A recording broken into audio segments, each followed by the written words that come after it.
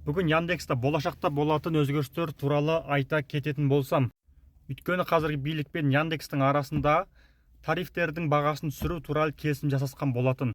Ал такси бағасының түсуіне ол әрине жүргізушілердің есебінен болатын болады. Соның бірі енді клиенттер өзінің таксиге берген ақшасының қанша процентін жүргізушіге, қанша процентін Яндекстің өзі, қанша процент таксопарк алған туралы барлығын көре алатын болады. Тағы бір өзгеріс, егер тариф 2 еседен қымбаттаған жағдайда Яндекс ешқандай тариф ұстамайды. Мысалы 1000 теңгелік заказды 2,5 теңгеге алып бардың, ондан процент ұсталмайды. Сосын тарифтің көтерілетіні туралы 3 күн бұрын Яндекс алдын ала есептеп, оны билікке ескерту керек. Тағы бір өзгеріс, енді қаншалықты сұраныс көп болса да, тарифтің бағасы 3 еседен артық көтерілмейтін болады. Бұрын 1000 теңгелік заказ қатты сұранысты өскен кезде 4,5 теңгеге дейін өсетін, ал енді ол 3000 теңгеден аспайды.